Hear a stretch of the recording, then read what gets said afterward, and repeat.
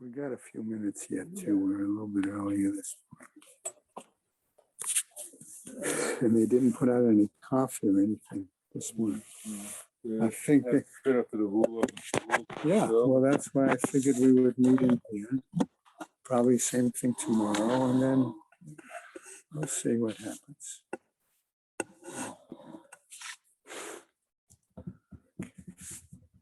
Harvey is on. Morning, Rabbi. Good morning, Harvey. Okay, well, if there's only just a couple of us, I may unmask. Yeah. All right. We got a couple of minutes. We got done davening a little earlier this morning. I see.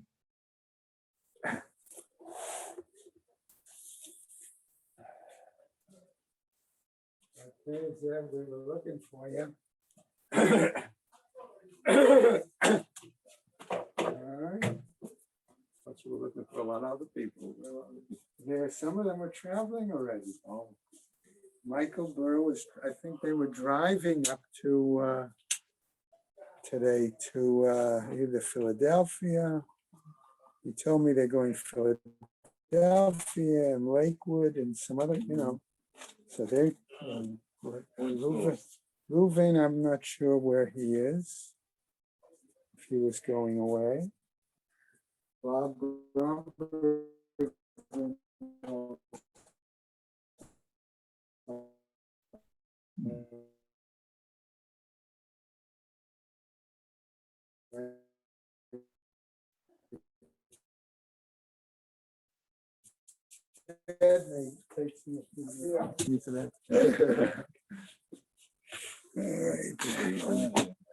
Just told her you gotta come, look, we gotta do something with the soda cans, and here's what he wants to do with it.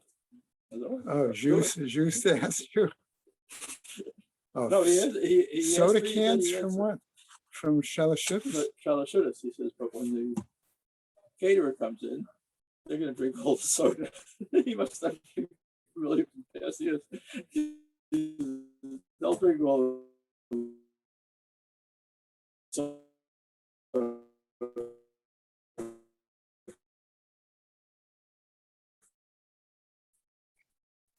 Plus, we have to really have those refrigerators empty. Made a renovation of this kitchen, as part of that.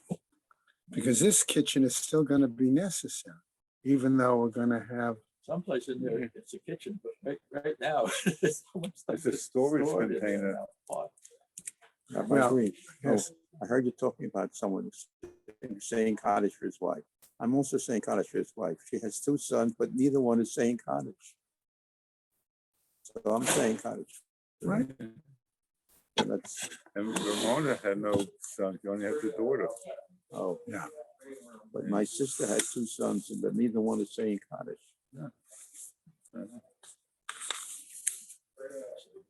Well, listen, I can remember situations where there were people who really had, whatever reason, had no one to say Kaddish for them. And someone of the minion, it took it on, My father-in-law, Shalom, brother, okay, had one son. The son predeceased him. Okay. And so when he passed away, there was, No one to say so cottage. who would say Kaddish? So each of the male members of the family took on 1 month, okay, to say Kaddish for him. So that many male members, I had Yeah. 12 members. Well, I'm thinking, my wife has 3 brothers, okay? And she has 1 sister. So right there's, and so that's 5 right there, just in our immediate family, okay? So to pick up another 7, so if need be, then you go to, what about the next generation, right? So the next generation, so I have 3 boys. Okay, I don't know if all 3, and my The next one, my sister-in-law, who lives in Teaneck, she had one son, but three sons-in-law. Okay. And they all took it upon Right. themselves. Then, okay, then her next brother, he has, at the time, he had at least two married daughters, one of whom was a rabbi. The next one also had, so, when things like that, when we have a family of one, I have to look for strangers for a minion, I always tell my wife when I was the first one to enter the family. So her grandfather, Oliver Sholem, said, he wants to be a rabbi?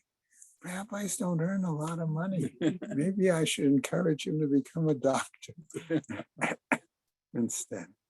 He should only, Shem should be good to him in the Shemos. Okay, he should only realize how many rabbis 2-3 generations later there are in the family. Okay, each one of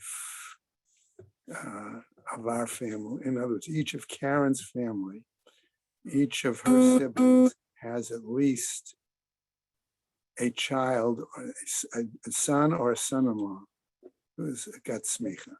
Wow. Okay. I have two sons that have smicha, and others.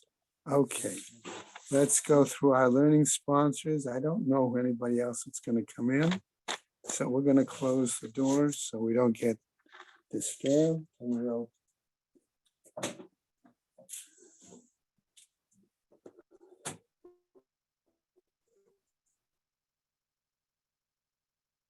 okay. Right. Harvey is there, right? Steve, are you on? Yes, I am. Anybody else on? Okay, great. All right, we're starting with learning sponsors and then we'll do the DAF.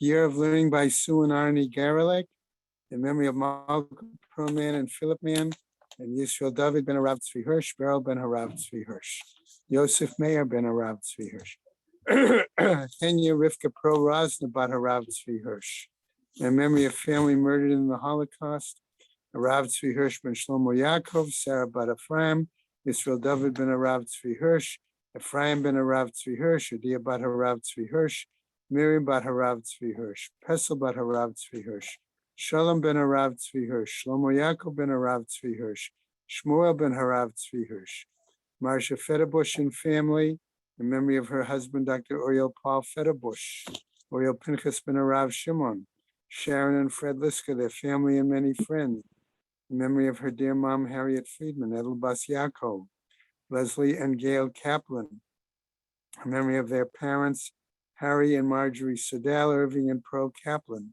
friends of Avi Gitler, Avramea ben Shimon, Martha Gitler, Charna Bat Yeshaya, children, grandchildren, and great-grandchildren of Toby Paris, Sarah Tova Bat Yisrael Dov in her memory, friends of Malka Levy, Malka Bat Yosef, friends of Joe Wolf, Yosef ben Chaim, Charlie Gelfenstein and Sam Levine in memory of Ramona Levine, Rachel Mata Bat Asher.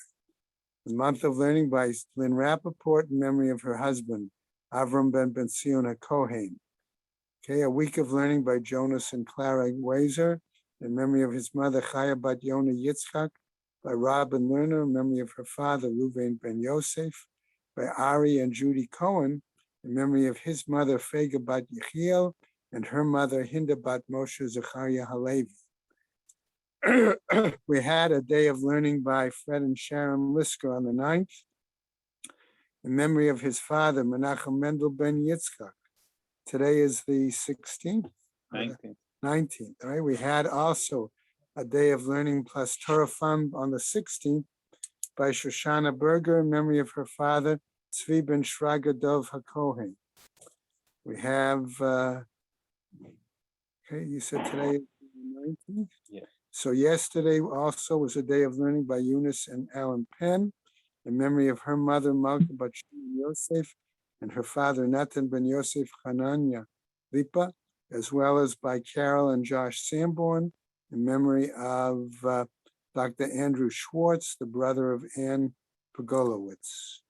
Okay. May the Neshamas have an aliyah, Kranker Afia, Velti Yeshir Shamatz Leah, L'chol B'nai Israel, a good Gebenchtia. Amen. Okay. So we're all caught up. Amen. Okay. We are going to start in a moment with the top of Yud Tet, Amud Aleph. I just want to point out an interesting item, side item as a lead into the Gemara.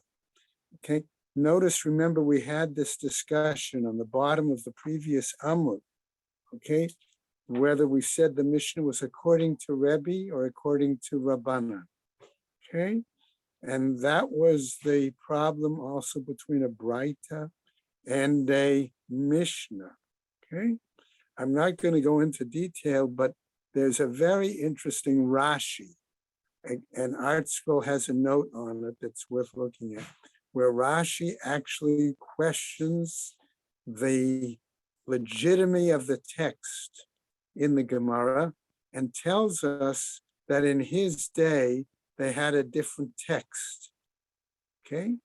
And discusses that whole issue. What's important for us is to realize that Rashi learned in the yeshiva in Magenza, which was established by Rabbi Meir, okay? And Rabbi Meir was one of the important people to help finalize the text of the Gemara, okay? So really by the 10th, 11th century, you still had issues of what was the language of the Gemara.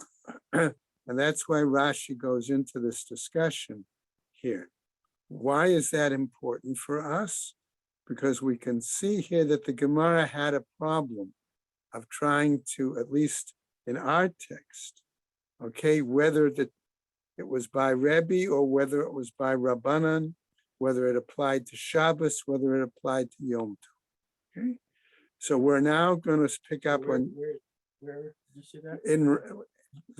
it's a long Rashi on the top of Yud Tet, Amud Aleph. I don't remember which note specifically. Okay, Art Scroll touched on it, okay? Okay, on Yud Tet, Amud Aleph, Tanu Rabbanan, it's the second line, okay? Gemara is going to tell us this, right? We're dealing with kelim, with instruments, utensils. Klei shenitma be'erev yom tov. Okay, we have a utensil that became tameh on the eve of Yom Tov, and let's assume for the moment it was tameh sheretz. Okay, not av tuma, okay, but the second degree tuma, right? Ein matbilino to bein hashmashot. We cannot bring that utensil to dip in the mikvah to become tahor at a time of day when it's, let's call it twilight, bein hashmashot, okay? Now, why is that a problem? The Gemara is going to tell us.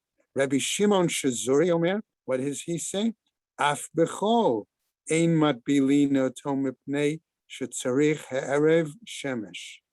Rabbi Shimon Shazuri is telling us, even on a weekday, we cannot bring that utensil to be toveled in the mikvah, okay? Why? Because it needs nightfall, right? In other words, whenever you would be tovel that utensil, it still retains, even from a lesser degree of tumah, some level of tumah until it's dark.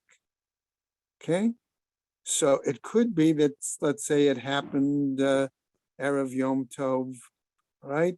So if there's enough time, he could still bring it to the mikvah, and then it gets dark, and then he could use that utensil that same night.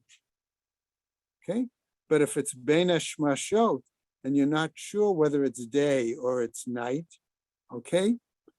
Even if he were to try to bring the utensil to the mikveh, then he would have to wait the whole next day of Yom Tov until that night to be able to use that utensil again.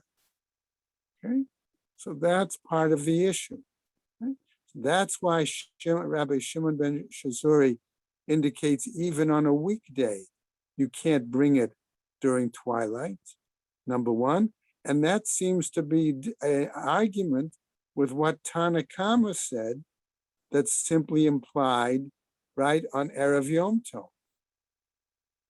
For Tanakama, asks the Gemara, Lo bai Erev Shemesh.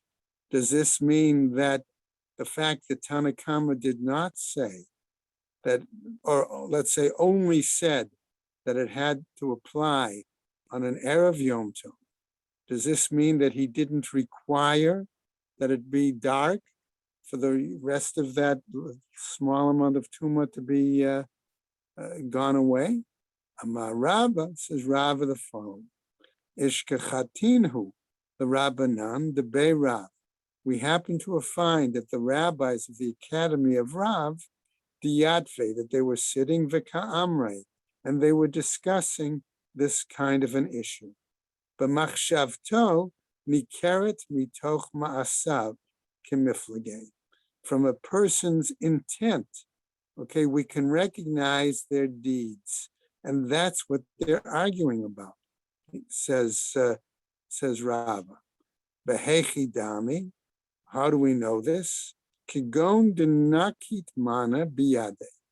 A situation where the person takes the utensil in his hand, virahit va'azil, and he's hurrying and rushing basically to the mikveh to try to immerse the utensil, bein hashmashot, at twilight. He's still thinking, maybe it's daylight and I have the time to immerse the utensil, and then shortly it's going to be dark, and then I can use the utensil. La'at bule, in order to immerse it. Okay? This is Rava's explanation. Why? Mar Savar, one master, okay, namely perhaps Tanakama, Hai Dika Rahid Va'azim, the fact that he runs and hurries to bring the utensil to the mikvah, Mide Yada, the Bai Ha'erev Shemesh, shows he's aware of the fact and intent to have it immersed because he knows he needs for it to satisfy the requirement of nightfall. Umar Savat, okay, and it could be the other master, namely Rabbi Shimon Shazuri, might be of the opinion, Savar, right? Mechamad malachtohu dekarahi, that he's just running around because of the nature of his business. In other words, his daily affairs. Va'amina, okay, but Rava now tells us, and I would say to them, Ana, excuse me, b'machshavto nikeret mitoch ma'asav. Sorry, and I say that from his intent, we see and can recognize what his deeds are.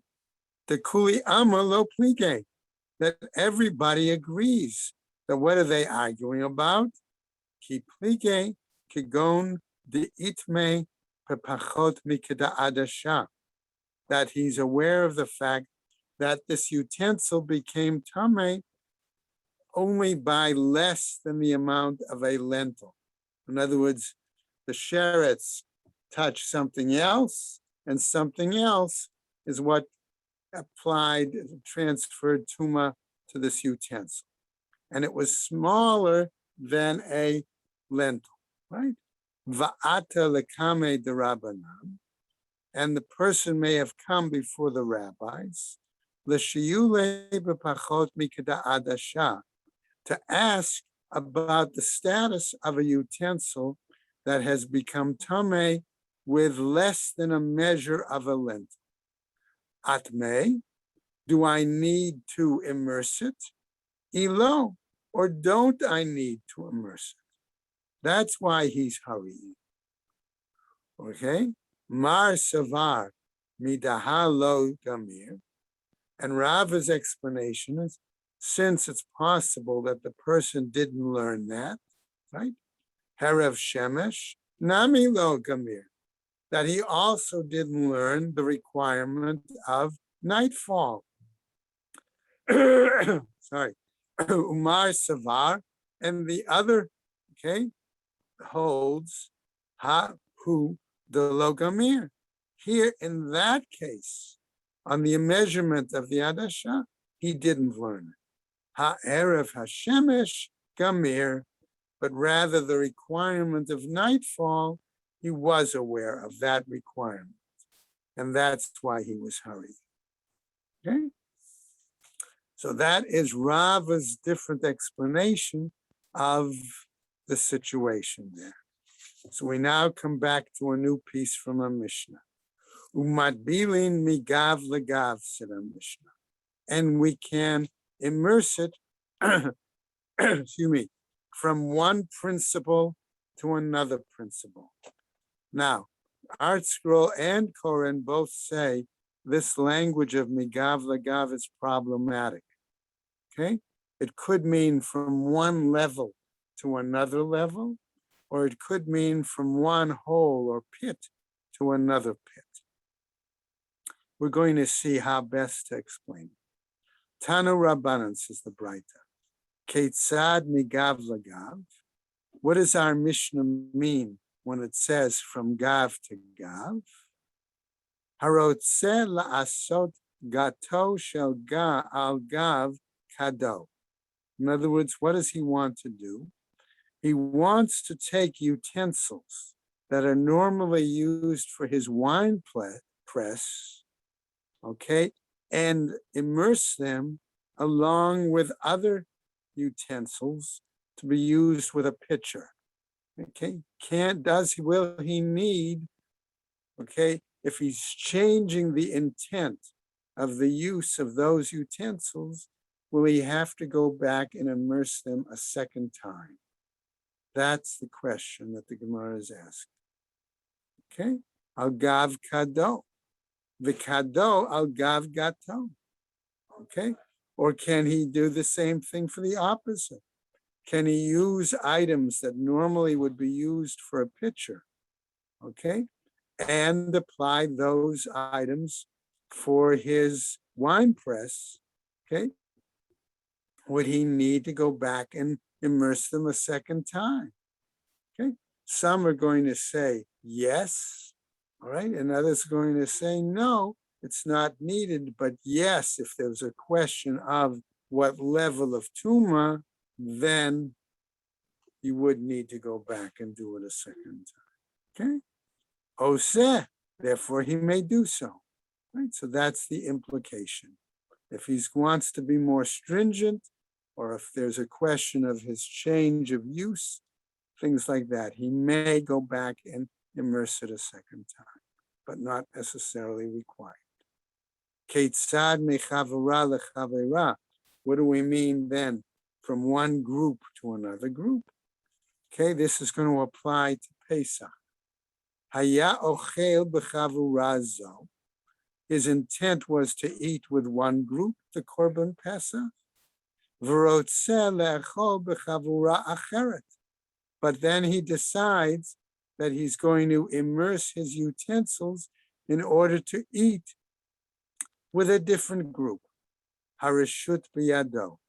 Does he need to go back again and immerse those utensils because his intent changed with regards to what group he would be eating the Korban Pesach?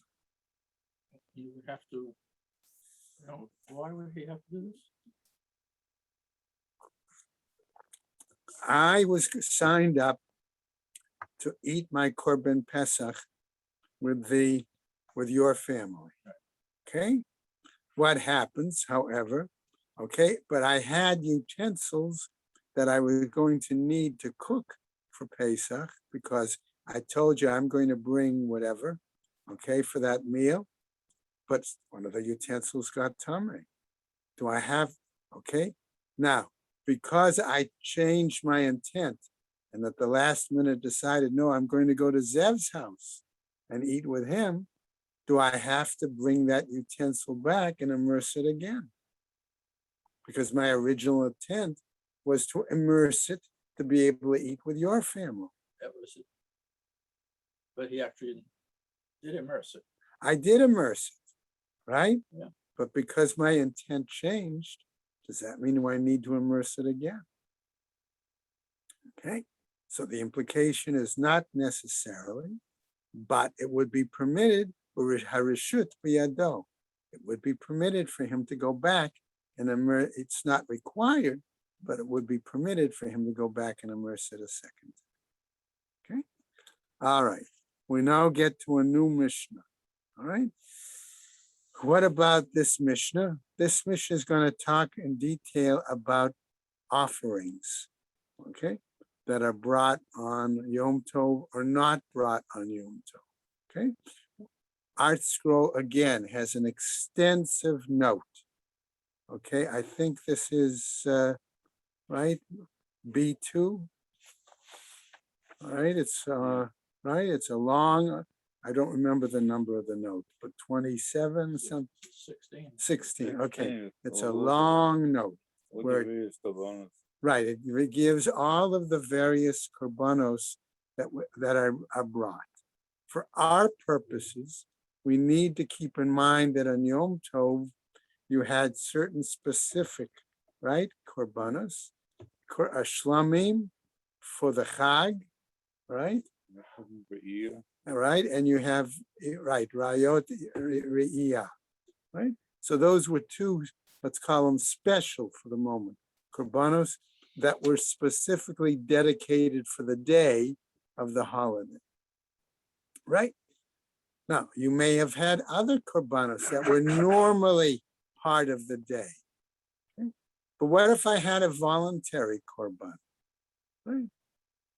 I decided that today I decide, oh, you know what? I want to bring a certain korban for, you know, because shlamim, but shlamim, remember, is eaten. But maybe I want to bring a toda today, all right? Because of a special event. I was safe from a trip, okay? Can I bring that on Yom Tov? All right, is that acceptable for me to bring on Yom Tov? Especially Sukkot, okay? Or are you going to tell me, no, I don't bring it on Yom Tov, but I could bring it on Chol Hamoed, right? So this is what this whole discussion is going to be. All right, Matnitin says our Mishnah. Beit Shammai Omrim, says Beit Shammai, Mevi'in Shlamim ve'ein somchin aleihim. According to Beit Shammai, we can bring shlamim, right? But we don't do this smicha. We don't lean on them with all our weight. Why? Because that's as if we're using the animal for work, and that's forbidden on Yom Tov. Okay? Aval lo olot, but not offerings, not burnt offerings, right? Beit Hillel, why? Because the person doesn't benefit from shlamim. We can't eat from shlamim. Right? Olot are totally burnt up. They're totally lashem. Right? Ubeit Hillel omrim, mevi'in shlamim ve'olot, v'somchin aleihem. And the Mishnah says that according to Beit Hillel, we can bring shlamim, we can bring olot, and we can do smicha, our hands pressed on it as well. So the Gemara now is going to give the first explanation of what this machloket is by Ula. Amar Ula, machloket b'shalmei chagiga lismoch. According to Ula, this argument between Beit Hillel and Beit Shammai is regarding the shalmei chagiga. Okay, those offerings that are brought to celebrate the holiday, but which are also eaten. Okay, part of it is offered, part of it is eaten by the person bringing it, right? And they could, according to Ula, put the lien on it.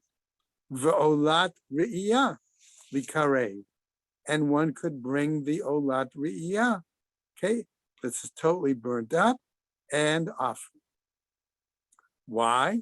The Beit Shammai Savre, Ula continues, the pasuk, v'chagotem oto chag l'Hashem. We celebrate it, right, as a holiday for Hashem. Chagiga in olat re'iyah lo.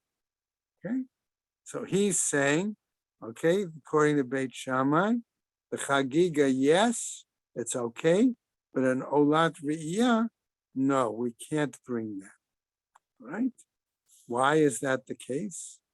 All right.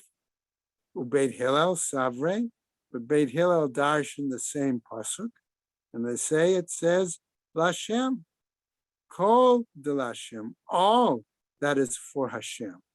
Namely, since you do share, so to speak, the shlamim, part of it is burnt on the mizbeach, part of it eaten. So part of that is Hashem, but olat riyah is also going to be totally to Hashem. Therefore, it should be brought. Aval nidarim v'nidavot. Okay, but voluntary offerings or gift offerings. Okay, right? Divrei hakol ein krevin b'yom tov. These cannot be brought on Yom Tov. Okay, so that's what Ula's explanation is. V'cheina ma Rav Ada bar Ahava.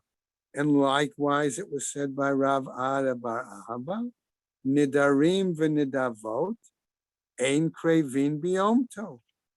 Okay, and our article also has a good explanation of the difference there between what's nidarim and nidavot, whether it's a voluntary offering or it's a gift offering. Whether you have to, in other words, you could say, if you say it's, I'm going to give animal X on the, okay, all right, and you don't do it, you've got to replace that animal X. But if you're going to say, I simply want to bring an offering, that's a different kind. Okay, so that's what he's saying. Nidarim v'nidavot ein krevin b'yom tov. Now we have Meitivei, a challenge to Ula's explanation. Okay, as follows. Amar Rabbi Shimon ben Elazar, he says as follows. Lo nichlaku Beit Shammai u Beit Hillel al olah she'ena shel yom tov, she'ena kreva b'yom tov. Okay, that they're not disagreeing, Beit Shammai and Beit Hillel, on an olah, okay, that doesn't apply to the holiday, that it can't be brought on the holiday. Va'al shlamim shehein shel yom tov, or shlamim that are associated with the holiday, shekrevin b'yom tov, that are offered on the holiday. Al ma nechlaku, what are they arguing about? Al olah shehi shel yom tov, on a olah that does have an association with the holiday, namely olat re'iyah, va'al shlamim she'enan shel yom tov, but on shlamim that don't identify particularly with the holiday. Shebeit Shammai omrim, that Beit Shammai says, lo yavi, that you can't bring them. Beit Hillel omrim yavi, okay, and Beit Hillel there says you do bring them. Okay? So now what happens is Rabbi Shimon ben Elazar is now continuing, and he tells us the following. In order to better apply Ula's explanation, what do we have to do? Taritz ve'emahachi. We can resolve the issue, but we have to amend what was said and say the following. Amar Rabbi Shimon ben Elazar, continuing and giving us the emendation. Lo nichlaku Beit Shammai u Beit Hillel, that the argument between Beit Shammai and Beit Hillel, al olah ushlamim she'einam shel Yom Tov, on an olah or shlamim that aren't directly associated with the holiday. She'ein krevin b'Yom Tov, that they are not to be offered on the holiday. Va'al shlamim she'ein shel Yom Tov, she'krevin b'Yom Tov, and also on those shlamim that are directly associated with the holiday that may be offered on the holiday. Al manech laku, what then were they arguing about? Al olah shehi shel Yom Tov, on the olah directly associated with the holiday.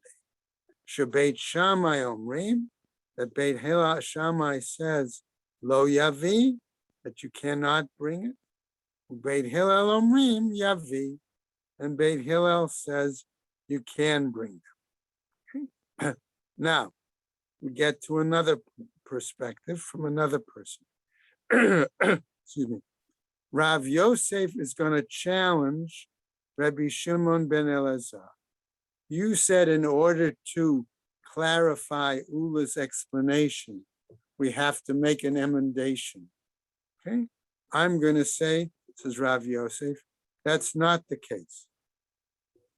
Namely, and that's why he challenges him.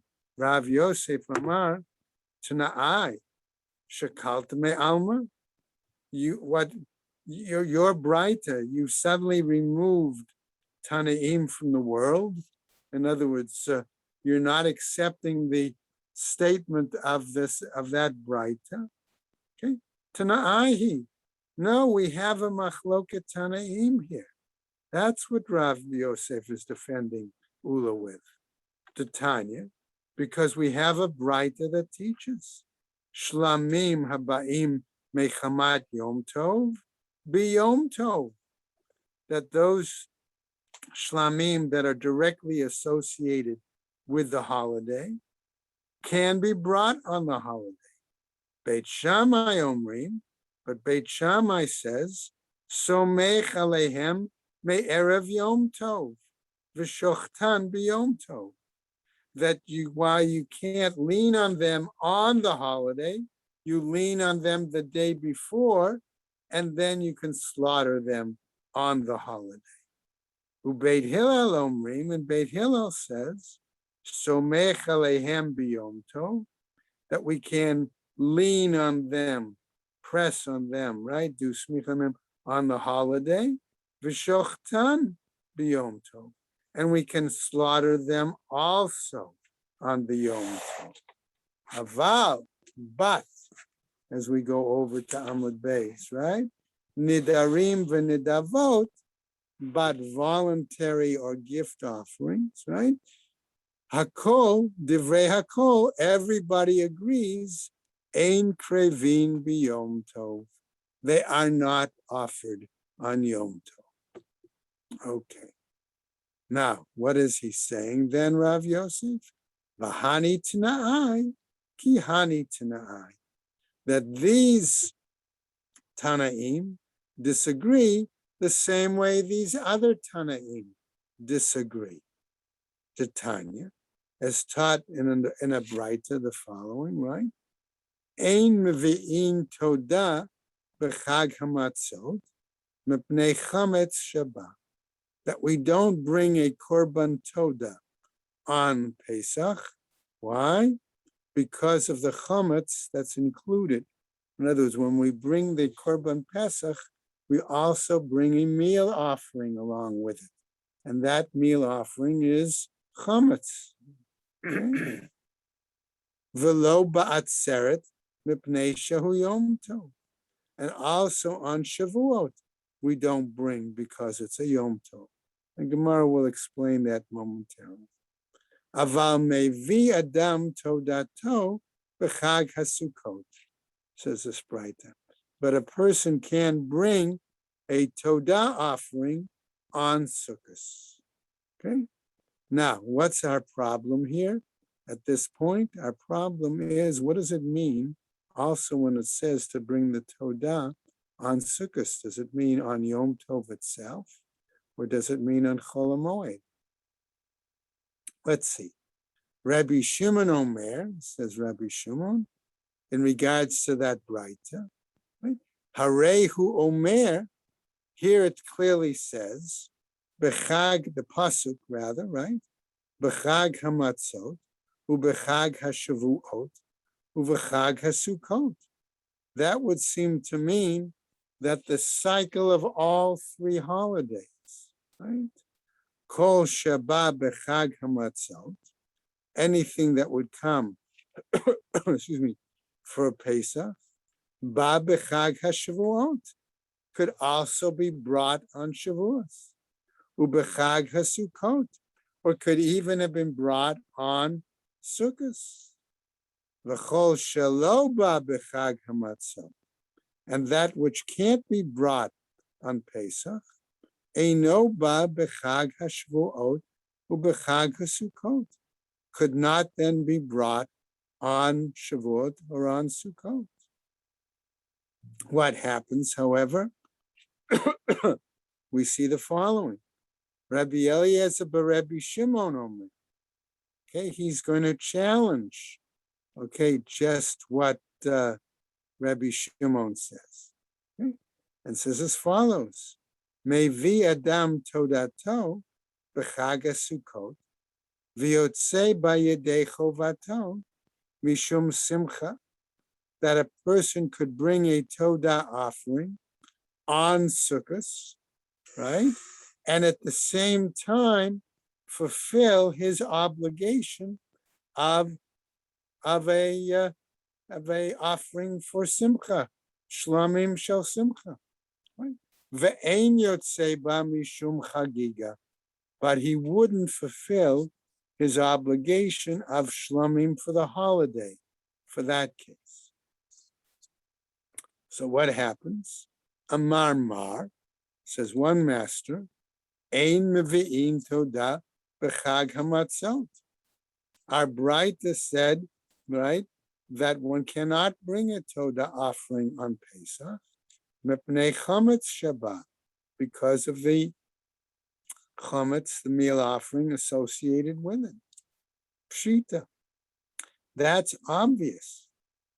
Now, Amar Rav Ada Boreda Rabbi Yitzchak, he says as follows, Va'amre la Rav Shmuel bar Abba, and others say it was Rav Shmuel bar Abba who said as follows, Hacha, maybe in this case what we're talking about here, Ba'arba'a Saraskina, that when it said the whole issue of that he can't bring the meal offering associated with the Korban Todah on Pesach, maybe we're talking about the actually bringing it Erev Pesach on the 14th, right? Why? The Kasavar, because he's of the opinion, Ein Mevi'in Kodshim Lebeit HaPasul. Okay, why? Because we're saying that one can't bring this Korban Pesach, which is Kodshim, to the Beis Hamikdash in a situation that results with limiting the amount of time one could eat it, because you really only have about 4 hours in the morning on Erev Pesach to be able to consume it, okay? And therefore, otherwise, you're bringing a korban that's going to end up in the majority of which is going to be disqualified, okay? And therefore, you can't do that. That's why his argument is maybe we would bring it on the 14th. V'lo ba'atzeret, and you can't bring it on Shavuot. Why? Mipnei shehu yom tov. Okay? Because there too, we say you can't bring it on a Yom Tov day. Right? Kasava. Why? Because he's of the opinion, nidarim v'nidavot ein krivin b'yom tov. Okay, because that korban todah might be, it's not a communal offering, it's a private offering, which is a voluntary gift and therefore we're saying everybody was in agreement that you don't offer those on Yom Tov. Okay? Aval, but mevi adam todato b'chag hasukot. Emat. But when you suddenly say the Braita indicates we could bring that korban toda on Sukkot, at what point? Ilema biyom tov atzmo. If you're saying we could bring it on the holiday itself, v'ha'amar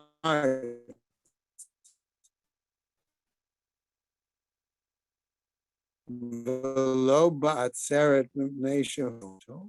Haven't you already said in the Braita that you can't bring it on Shavuot? So therefore, it must mean, ela rather, b'cholo shel moed, that you could bring that toda on the intermediate days of Sukkot. Rabbi Shimon Omer, but in regards to this, okay, in other words, that would seem to imply that if I made a voluntary offering before Pesach, okay, last, I don't know, March, let's say, okay, and for surviving a trip, okay, I'm just told I can't bring it on Pesach, I can't bring it on Shavuos, but I could bring it coming up now, all right? So that's, let's say, March, April, May, June, July, August, September, in this case, right? And I would still not be transgressing the Torah's requirement not to delay in bringing such an offering. Okay? Whereas what happens, Rebbe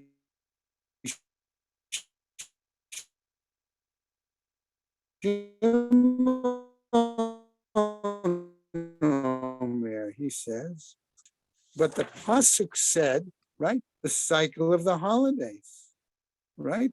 Pesach, Shavuot, Sukkot. Kol sheba bechag hamatzot, ba bechag hashvuot. Okay, ubechag hasukot, right? Ubechag hasukot. V'chol shelo ba bechag hamatzot, eino ba bechag hashvuot, ubechag hasukot. In other words, he doesn't hold that you have that entire extended period of time, right? That you have to really bring it at the first appropriate holiday that comes up, okay? Otherwise, you would be transgressing that requirement of bringing a korban, a voluntary korban. Right? So what happens? Matkifla Rabbi Zera. Rabbi Zera, however, challenges this explanation. And he says as follows, Hashta salute misaltinan. Here we say that, for example, during Sukkot Chol Hamoed, okay, it's permissible to chop wood to provide kindling for the Mizbeach for the sake of the holiday. Okay, so if you can do that, why couldn't you bring a korban, okay, and still not be over, not transgress that requirement of delaying? Okay, nidarim v'nidavot mibaye. Certainly, then that should apply to voluntary and gift offerings. So Abaye now tries to come forward and explain. Amar Abaye says as follows: Bahakrava, when we're talking about making the offering, Kuli Amalo Plige Deshare. Everybody is in agreement, okay, that would be permitted. Ki Pligi, where do they disagree? Lemekam ale bebal ta'acher. They disagree, okay, where the Torah requirement is not to delay, okay? Because if you have vows or pledges that you've brought okay? And you're supposed to bring them on the first offerings, supposed to bring them on the first holiday available, okay? That positive of mitzvah of the Torah, you could be, that's where they're arguing. That Rabbi Shimon says, no, it's got to be the first, okay? Otherwise, you're over on that positive mitzvah. Whereas previous Raitana says, no, you've got the entire cycle of the 3 holidays. Okay. Namely, says the Gemara explaining it, Tanakama Savar, what is his opinion? Shalosh Regalim Amar Rachman, that you have the 3 holidays, the Torah says. Afilu Shalo Kisidran, even if they're not in their order. Okay.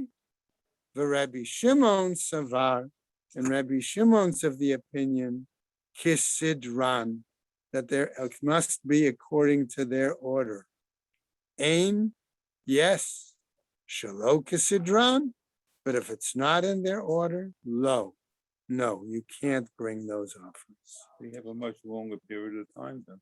Okay, so the question is whether you have exactly a longer period of time, right? Now, the Gemara picks up and says, Rabbi Eliezer Rabbi Shimon Omer, he says as follows, Mevi Adam Todato B'chag HaSukkot, Eimat. If we said in the Bright, and we want to accept the idea that, okay, you could bring, okay, that how is it that possible you have to bring it at the latest by Sukkot? How could you bring the Toda on the holiday? Right? Ilema b'cholo shel moed, hainu tanakama. If we say it's to bring it on the intermediate days, isn't that the same view as Tanakama? Ela b'yom tov, but it must mean to bring that on Yom Tov itself. Okay, but I'm going to fill in there. But hold on a second. Didn't we just say and have an opinion? Ukasavar nidarim unidavot krivin b'yom tov. That must seem to imply that he is of the opinion that voluntary offerings, vows, pledges, etc., can be brought on the holiday, right? Umayishna b'chag haSukkot dinakat. So why then did he choose specifically the example of Sukkot in this case? Rabbi Eliezer Rabbi Shimon l'tamei. Rabbi Eliezer Rabbi Shimon had his own reasoning. The Tanya. Why? As he taught in a Braita, Rabbi Shimon Omer, he says, Lo yeomer chag Sukkot shebo hakatuv medaber. We're not talking about Sukkot holiday itself. That's what the text, what the Torah is talking about. Lama ne'amar lomar shezeh acharon. He says, because that then is the end. That is the final, the end cut, so to speak, the final time. Rabbi Eliezer Rabbi Shimon Omer gives a different reason. Lomar shezeh gorein. He says that is the cause. In other words, that holiday comes to force the person, okay, in order not to be late. That's his explanation. Okay, so that finishes that particular argument and discussion. Okay, so we come back now to our Mishnah a little bit. V'yotzei ba mishum simcha ve'eino yotzei ba mishum chagiga. Okay, that he fulfills the requirement, he said, okay, of shlomei simcha, but not the holiday itself. So what happens? Says the Gemara Pshita, that's obvious. Devar shebechovahu. Why? Because he has a specific obligation there. V'chol davar shebechovah, and any object that has a clear obligation. Okay? In other words, if you have an obligation for, let's say, Olat Re'iyah or Shalmei Chagiga, that's an obligation to fulfill for the holiday itself. You therefore can't use that to fulfill some other obligation. Okay? Eino ba ela min hachulin. Plus, it can only come from non-consecrated items. As if to say, if you consecrated it for X, you can't use it for Y. Okay? Right?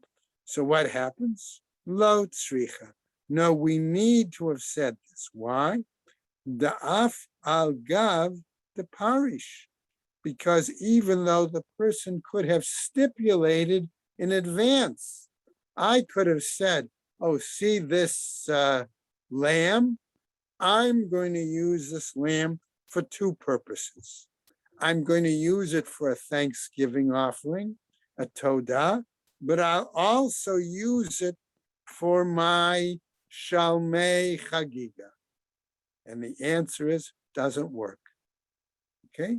Even if I specifically stipulated it. Okay? So the Gemara comes back and now continues. Kidaba minad Rabbi Shimon ben Lakish my Rabbi Yochanan. Just as was asked by Rabbi Shimon ben Lakish to Rabbi Yochanan in the following example, Ha'omer, one who says, Harei alai todah ve'etzei ba yedei chagiga. Here's my animal that I'm going to use as a special Thanksgiving offering, the voluntary, right? But I also want to fulfill my obligation by bringing it on the holiday for the holiday offering. Okay? Hareini Nazir ve'egaleach. Okay? Namely, I say I'm going to be a Nazirite, or I had said I was a Nazirite, and I will shave. Okay? Mima'ot ma'aser sheni. Okay? Mahu. Right? That what happens, I will therefore take this animal, convert it, right, into money, bring the money to Jerusalem, and at the same time, okay, I'll use that money to, okay, bring my holiday and also use it for get my hair cut, right? What is it? Amarle, Rabbi Yochanan then answered him as follows, Nador ve'eno yotzei. It was a voluntary gift, right, that toda, and therefore you cannot fulfill the obligation of chagiga.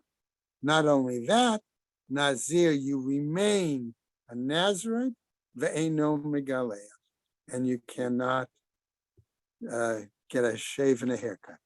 Okay, things like that.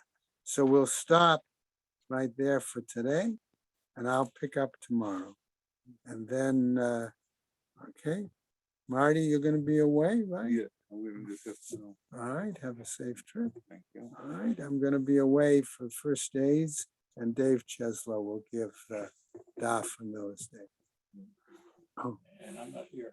No, I'm not sure that I have a meeting tomorrow at 9:30. It's going to go till 12 o'clock. whoa, So what for the, I'm not. What nonsense is it? What's going on? They're still going on with the contracted for service. That has been.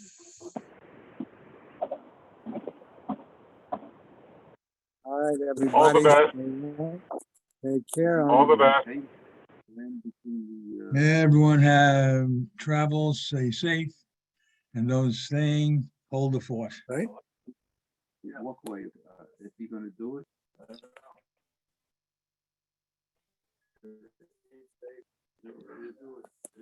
It rained and wet. Really bad.